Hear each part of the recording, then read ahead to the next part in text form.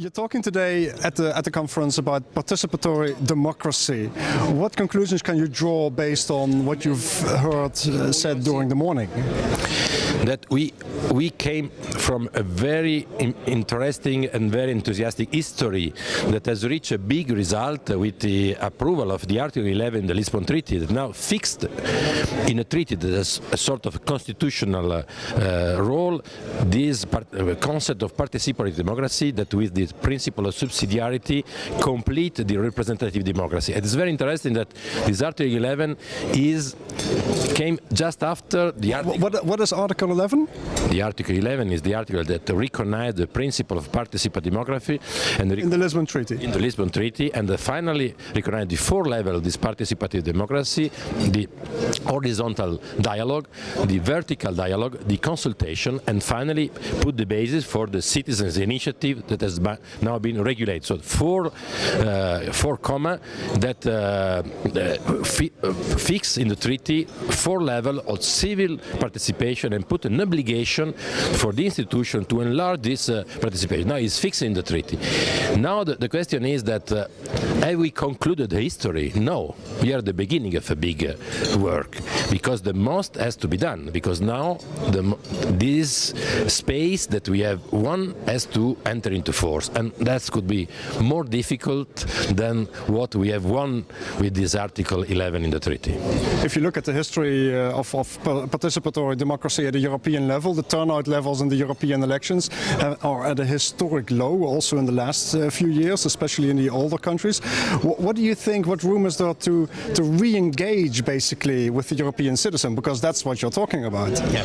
But there is a clear contradictory process. From one side, if you look and you are honest, you have to recognize that a lot of step has been done in the last 15 years to open space of participation. We have to be clear, not only from the role of the parliament that has grown up, but also for the civil society organization. The social dialogue now has a clear role in the treaty and the EU level, but also the space for the civic and participatory democracy has been enlarged. A lot of institutions now make regular basis consultation and so on.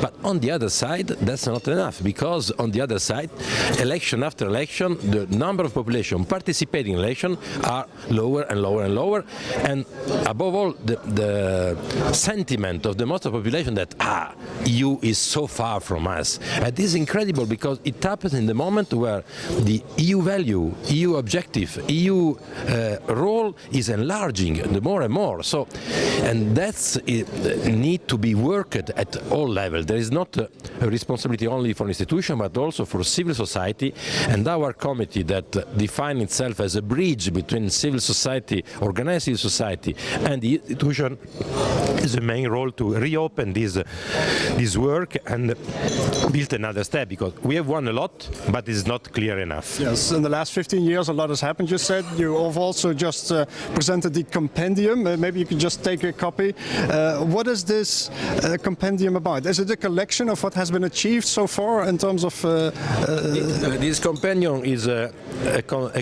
collection only on one part of what it has been achieved,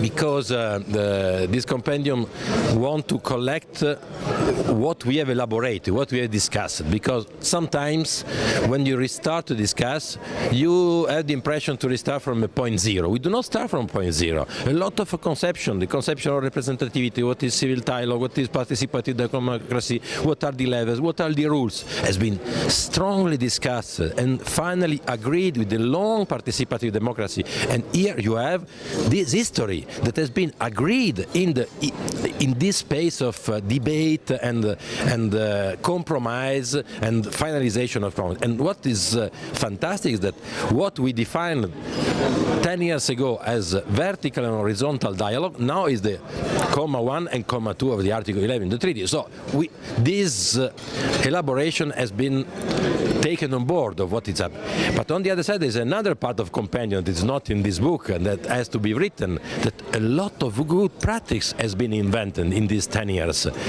In this committee, in the most of the EU network and the civil society organization, and also in other institutions, on the consultation and also on dialogue. And we have also to work on this, just to make an overview of what has been done in this year and make perhaps an evaluation to restructure also all this big and heavy history that we have created. That is a list of best and common practice that we need to use for the future. Yeah, so to sum it up, basically, and correct me if I'm wrong, we basically have new additional tools to use as citizens in a democratic society, but we need to learn how to use these tools.